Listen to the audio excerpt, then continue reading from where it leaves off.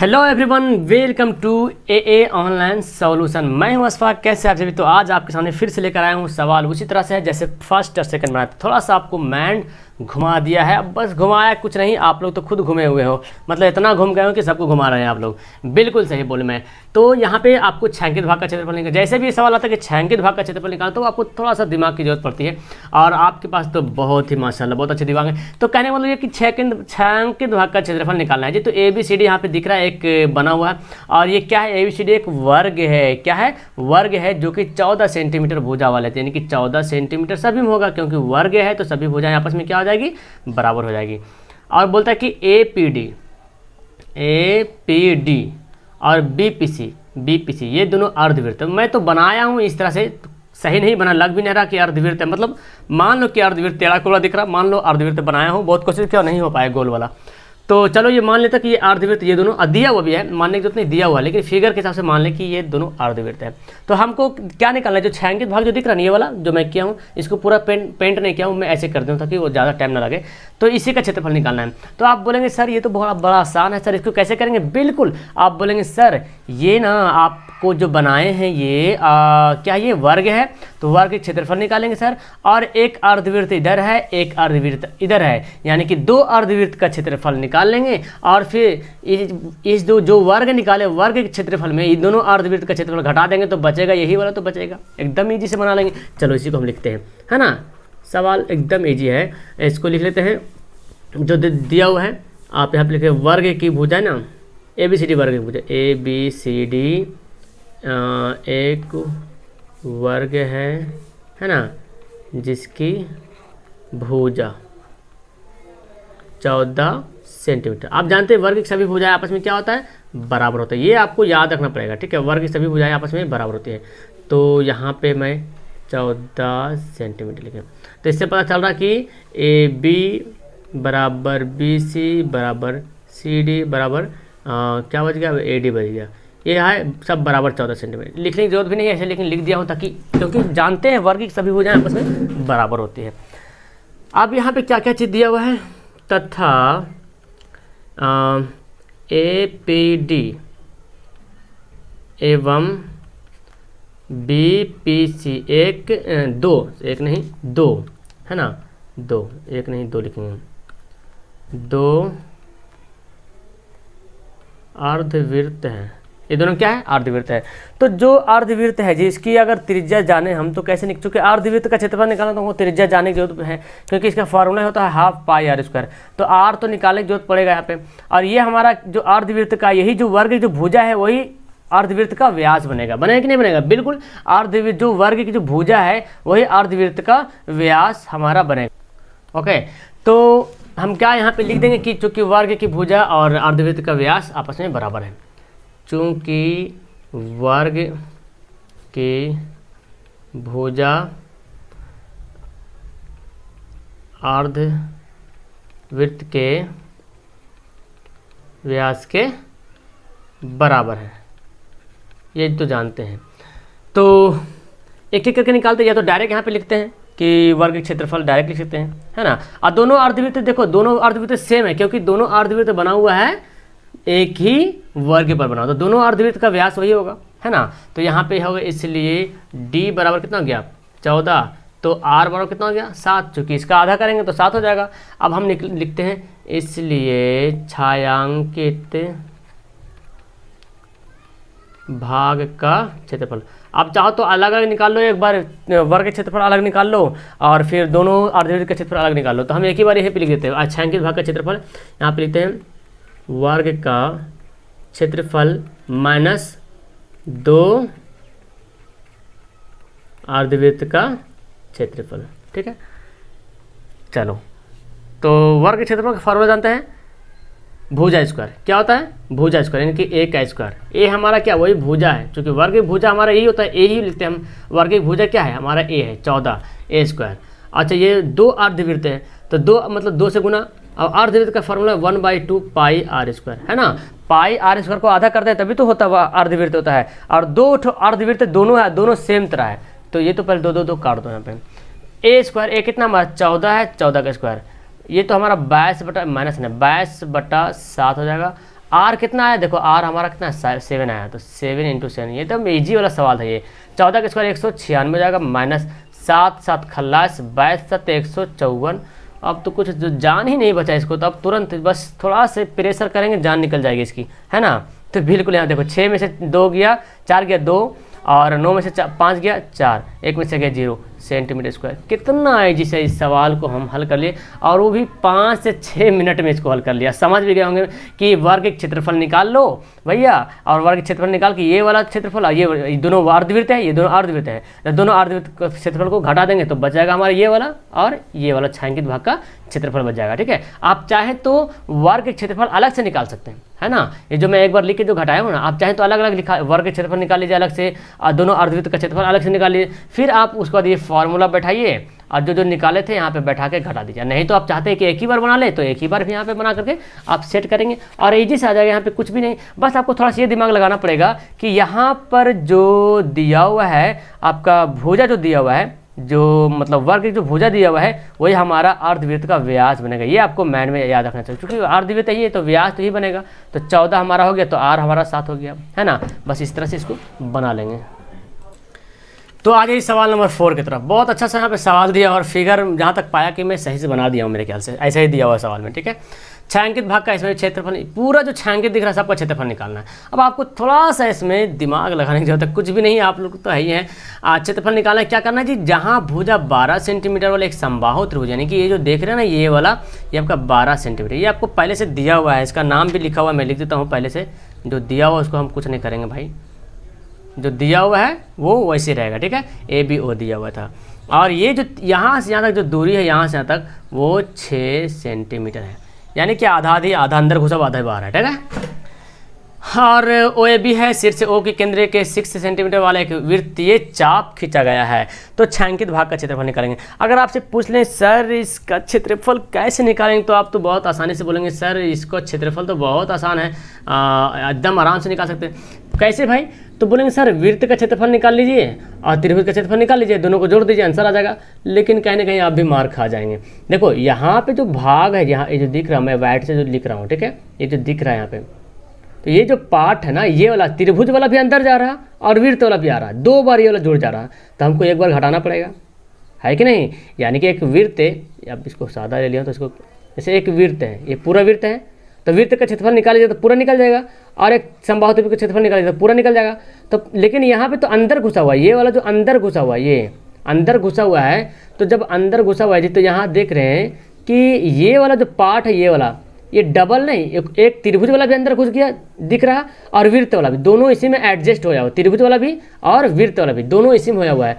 तो हम यहाँ पे अगर इसको देखो, ये पार्ट जो दिख रहा है आपको, ये पार्ट वाइड कर दो इसको, तो आपको बेहतर से बेहतर समझ में आ पाएगा। थोड़ा सा मोटा भी कर देते इसको तो अच्छा लगेगा। देखो,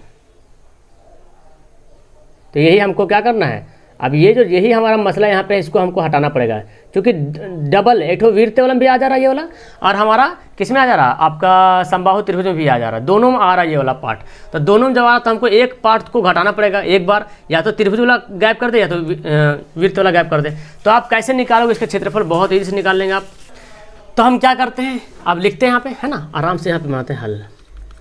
क्या क्या चाहिए यहाँ पे दिया हुआ है, समबाहु त्रिभुज है ना, लिख लेते हैं समबाहु त्रिभुज OAB की भुजा बराबर 12 सेंटीमीटर। तो जानते हैं समबाहु में सभी भुजाएं आपस में क्या होती है, बराबर होती है, यानी कि जब एक भुजा 12 सेंटीमीटर है तो सभी भुजाएं जो है वो 12 सेंटीमीटर है। तो समबाहु त्रिभुज का क्षेत्रफल भी निकालना पड़ेगा हमको, ठीक है, और तथा वृत्त की त्रिज्या भी दी हुई है। ये जो 6 सेंटीमीटर वो क्या है, वृत्त की त्रिज्या, यानी कि R है, R बराबर 6 सेंटीमीटर, ये देवा। तो वृत्त का त्रिज्या भी निकालना पड़ेगा। और अच्छा, आप जानते हैं ये भी जी कि समबाहु त्रिभुज में सभी भुजाएं बराबर होगी, तो सभी कोण भी क्या होगी, बराबर होगी। क्योंकि त्रिभुज समबाहु है, इसलिए सभी कोण बराबर होंगे। ठीक है, जब त्रिभुज समबाहु तो सभी कोण क्या होंगे, बराबर है, इसलिए कोण A बराबर कोण B बराबर कोण ओ। सभी कोण कितना कितना डिग्री होगा, जाहिर सी बात जब तीनों कोण मिला के 180 होता है तो एक एक कोण 60 डिग्री होगा। सभी कोण 60 डिग्री के बराबर है, क्योंकि समबाहु त्रिभुज जब सभी भुजाएं बराबर तो सभी कोण भी बराबर होता है। अब भुजा बराबर कब होगा, जब कोण बराबर रहेगा तभी तो उतने ही एंगल पे झुका रहेगा, तभी तो भुजाएं बराबर होगा सभी, और जब भुजा बराबर हो तो कोण भी बराबर होगा। ये बात समझ रहे हैं। तो हमको वृत्त का क्षेत्रफल निकालना है, समबाहु त्रिभुज का क्षेत्रफल निकालना है, और ये जो त्रिज्या खंड देख रहे हैं यहाँ पे, ये क्या बन रहा है, एक त्रिज्या खंड बन रहा। तो त्रिज्या खंड का क्षेत्रफल हमको घटाना पड़ेगा, क्यों घटाना पड़ेगा, क्योंकि एक बार वृत्त वाला भी इसी में आ जा रहा, वृत्त वाला भी झप जा रहा और त्रिभुज से भी जाके झप जा रहा, तो हमको एक तो हटाना पड़ेगा। यहाँ पे दो सतह बन गया, देखो ध्यान से देखो, एक वृत्त वाला यहाँ पे झप रहा, एक त्रिभुज जाकर वहाँ पे झाप दे रहा, तो हमको दो सतह यहाँ पे दिख रहा है। जो त्रिज्या खंड यहाँ पे हमको दो ठो दिख रहा, तो जब क्षेत्रफल निकालेंगे तो त्रिज्या खंड एक ही ठो जुड़ेगा ना, दो ठो नहीं जुड़ेगा, तो हमको एक त्रिज्या खंड को क्या करना पड़ेगा, हटाना पड़ेगा, मतलब घटाना पड़ेगा, कहने का मतलब ये हो रहा। तो हम एक एक करके निकालते हैं, चूँकि एक बार लिखेंगे तो ज़्यादा लॉन्ग हो जाएगा, इसलिए हम एक एक करके लिखते हैं। इसलिए पहले लिखते हैं वृत्त का क्षेत्रफल। वृत्त का क्षेत्रफल क्या होता है, पाई आर स्क्वायर होता है। चलो बैठा लो इजी से, पाई का मान 22/7, हल ही कर लो सबको, है ना, सबको हल ही कर लेते हैं। पाई का मान जो आपका 22/7 हो गया, और यहाँ पे 22/7 हो गया। आर का मान कितना दिया हुआ, 6 दिया हुआ है, तो 6 × 6, चूँकि स्क्वायर है तो 6 × 6। अब ये तो कटे उठेगा नहीं, तो इसको गुना कर लो, 22 × 6 = 36/7। इसको जब गुना करेंगे तो आपका आंसर जो आएगा वो आएगा, मैं यहाँ पे गुना करता हूँ, 22 × 6 = 36, 792/7, ये आ गया हमारा सेंटीमीटर स्क्वायर। ये वृत्त का क्षेत्रफल आ गया। अब रहने दो आराम से, उसका निकालो समबाहु त्रिभुज का क्षेत्रफल तथा समबाहु त्रिभुज OAB का क्षेत्रफल। समबाहु त्रिभुज का क्षेत्रफल का फॉर्मूला आपको पता है ना, √3/4 गुना भुजा का स्क्वायर, यानी कि ए का स्क्वायर, ए बोले तो भुजा का स्क्वायर, है ना, √3/4 गुना भुजा का स्क्वायर। ठीक है, ये तो लिखते हैं हम लोग। तो √3 है, 4 है, और भुजा दिया हुआ है। देखो समबाहु त्रिभुज की भुजाएं जो है आपस में क्या है, बराबर, तो सभी भुजाएं ए, ये भुजा का मतलब ए दिया, एंगल को हम लोग भुजा बोलते हैं यहाँ पे, तो ए हम लिख दें ताकि फॉर्मूला यहाँ पे भुजा लिखना ना पड़े, ठीक है, नहीं तो भुजा जाएगा पूरा। तो 12 यहाँ पे दिया हुआ, 12 का स्क्वायर, तो 12 × 12 कर लेते हैं। अब काटा पीटी करेंगे, 12 × 36, अच्छा 4 × 12, 12 × 36 √3, तो 100 तो हमारा ये भी आ गया। अब हम त्रिज्या खंड का क्षेत्रफल भी निकाल लेते हैं ना, त्रिज्या खंड का क्षेत्रफल भी निकाल लेते हैं, तथा एवं लिखते हैं। इसका नाम भी दिया हुआ है ना, इसका नाम हम देते हैं, इसका नाम तो नहीं दिए हैं, ABC AB CD, यहाँ पे नाम CD, तो OCD त्रिज्या खंड OCD का क्षेत्रफल एवं त्रिज्या खंड OCD का क्षेत्रफल। आप जानते हैं बहुत अच्छे तरीके से त्रिज्या खंड का क्षेत्रफल का होता है θ/360 πr²। तो बना लो θ का मान, तो अभी तुरंत हम निकालें 60 डिग्री, क्योंकि कौन बन रहा था त्रिभुज, यहाँ पे ये कोण और ये कोण, तीनों कोण आपस में बराबर हो रहा था, जो कि 60 डिग्री आ रहा था।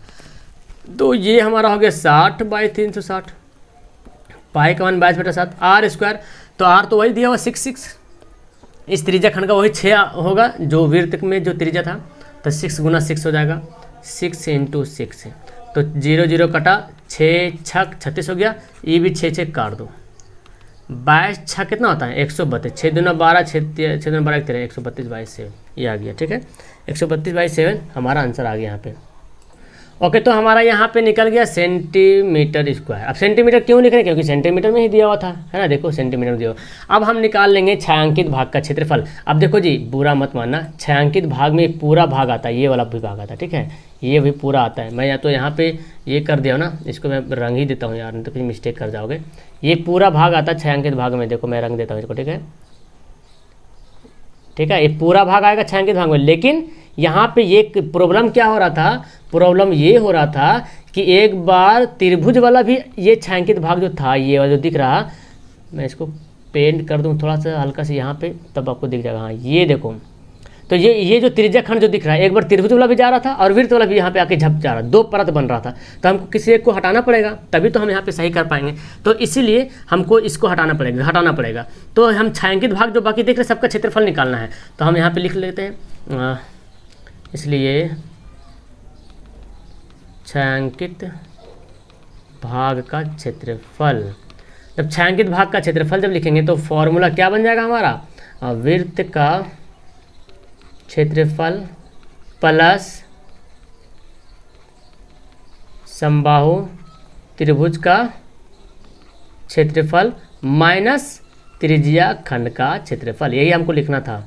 तो अगर एक साथ अगर मिला के बनाते हैं तो कुछ काफ़ी नहीं लगता है, कुछ ज़्यादा लंबा हो जाएगा। अब हम सबका अलग अलग क्षेत्रफल निकले तो अब आराम से बना सकते हैं। वृत्त का क्षेत्रफल कितना आया था, देखो वृत्त का क्षेत्रफल आया था 792/7, तो हम लिख लेते हैं नीचे 792/7 प्लस समबाहु त्रिभुज का क्षेत्रफल कितना आया था, तो बोलेंगे √36 आया था, 36√3 और माइनस कर लेंगे कितना, त्रिज्या खंड का क्षेत्रफल कितना आया था 132/7, 132/7 माइनस कर लेंगे। तो बहुत खुशी की बात ये है कि सवाल आपकी किताब में जो आंसर दिया ये √36√3 को कुछ नहीं किया, इसके साथ कुछ छेड़छाड़ नहीं किया। हाँ इसको करेंगे, ये देखो ये जोड़ में है ये घटा में, तो इन दोनों में घटाएंगे। हम इसको अच्छे से पहले लिखते हैं 792/7 माइनस 132/7, इसको पहले लिखते हैं और ये बेचारा को हम साइड रहने देते हैं क्योंकि आपका आंसर में भी ऐसे दिया हुआ, ठीक है। आप अगर ऐसे छोड़ भी देते हैं तो कोई दिक्कत नहीं, लेकिन ये दोनों तो हम कुछ कर सकते हैं ना, तो यही दोनों हम करते हैं भिन्न का जोड़, इधर कुछ नहीं करेंगे हम, सिर्फ यही दोनों करेंगे। तो 792 माइनस 132 हो जाएगा, ये तो आपका 36√3 ऐसे रहेगा, इसको ऐसे रहने दो। तो इसको जोड़ दो, घटा दो, 2 में 2 गया 0, 9 में से 3 गया 6, 7 में से गया 6/7 और प्लस 36√3। तो आपकी किताब में आंसर भी ऐसा ही दिया हुआ है। अगर आप इसको तोड़ के √3 का जो वैल्यू होता है 1.732, इसको तोड़ के 36 से गुना करके भी बनाएंगे, ज़्यादा हौच पुछ नहीं लग रहा, ज़्यादा हौच पुछ हो जाएगा, हो सकता है गलती हो जाए, तो आप यहीं पे करके छोड़ देना, यही आपका क्या हो जाएगा आंसर हो जाएगा। क्या लगता है आपको, ये समझ में आया कि नहीं? मैं तो बहुत अच्छे तरीके से समझाने की कोशिश किया, एकदम दिलो जान से, है ना, कि मेरे जो यहाँ पे बच्चे लोग हैं सब अच्छी तरीके से आसानी से समझ जाए। तो अब भी अगर आपको कुछ दिक्कत हो रहा तो मुझे टेलीग्राम पे फॉलो करें, और टेलीग्राम पे फॉलो करने के कुछ ज़्यादा करना नहीं पड़ेगा आपको, बस एक आपका एप्लीकेशन है जो कि प्ले स्टोर में फ्री मिलेगा, टेलीग्राम नाम का एप्लीकेशन मिलेगा, वहाँ पे जाएं, वहाँ पे डाउनलोड करें उसको, और AA ऑनलाइन सॉल्यूशन 2021 वहाँ पे सर्च करेंगे, ग्रुप का नाम, आप वहाँ पे ज्वाइन, 2 से 2,500 से ज़्यादा स्टूडेंट वहाँ पे जुड़े हुए हैं, और जिससे भी कुछ मेरा हेल्प लेना चाहता है तो हेल्प लेते रहते हैं, ठीक है, मैं भी हेल्प करते रहता हूँ वहाँ पे। ओके, तो अच्छी लगी वीडियो तो लाइक तो किए बिना जाना मत। ओके, दैट्स ऑल, मिलता हूँ नेक्स्ट क्वेश्चन में नेक्स्ट वीडियो में। That's all, thank you everyone.